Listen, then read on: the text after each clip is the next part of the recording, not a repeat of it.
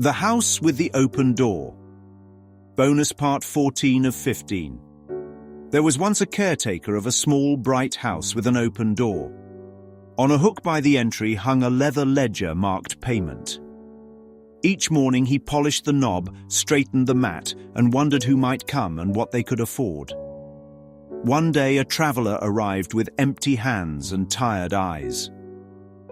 "I was sent here," the traveller said. "By whom?" asked the caretaker. "By need," the traveller answered, "and by love, if I'm honest." The caretaker felt a quiet click inside, as if a key turned from the other side of the door. He poured tea. No price was named. Peace filled the room as if the house had inhaled. Later, a widow came with an envelope. "For the roof," she whispered. "A storm is coming." The caretaker reached for the ledger. A wind moved through the room, though no window was open. The pages of the ledger shut themselves. A voice he could not locate but could not deny said, "Not payment, provision." He received the envelope as one receives rain, no bargain, just blessing.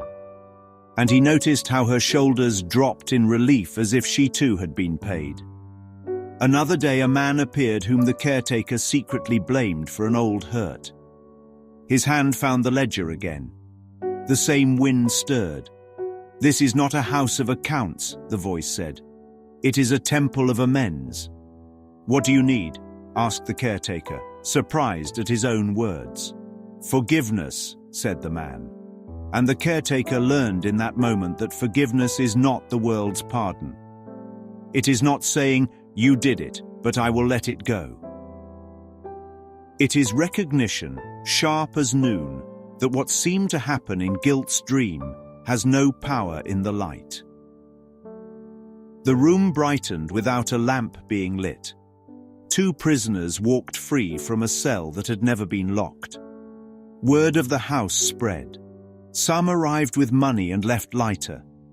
Some arrived with nothing and left with everything. A pattern revealed itself. When money came at the spirit's direction, it carried no cost. It was like resources finding their true address.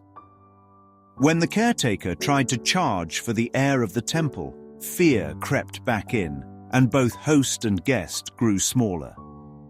So eventually, he removed the ledger from its hook. He hung a mirror there instead. Over time, he noticed that every face reflected back had the same light behind the eyes. And the house, any house, became a potential temple the instant he listened first, judged last, and priced nothing. Whoever came had been sent. Sometimes sent to provide timber. Sometimes sent to mend a crack in the caretaker's heart he did not know was there. But always sent. In each meeting, giving and receiving were indistinguishable. The door stayed open. And the storm passed over without breaking the roof. And the caretaker understood. In this house there is no payment, only participation. No cost, only circulation. No customers, only brothers. This is why relationships are always purposeful.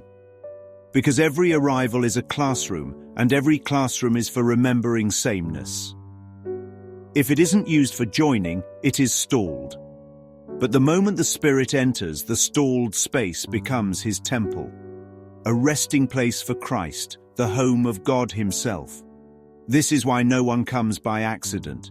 The timing, the inner stillness, the click of recognition, these are the proofs. Coincidence turns out to be choreography. The guest arrives at the very instant both can give and receive, usually without even knowing it until the moment unfolds. Sometimes the purpose is material, like the widow's envelope for the roof. Sometimes it is interior, like the brother who exposes a grievance and shows the caretaker his need to forgive. Either way, both are blessed. The giver is freed of fear of lack. The receiver is freed of pride and control. Two forms, one content, trust increased in both. That shared increase is the blessing. And this is why money is valueless compared to forgiveness. Money can buy shingles but not innocence. It can purchase time but not timelessness. Forgiveness collapses the whole debt economy of the ego in a single instant. Nothing real can be threatened. Nothing unreal exists. This is the release.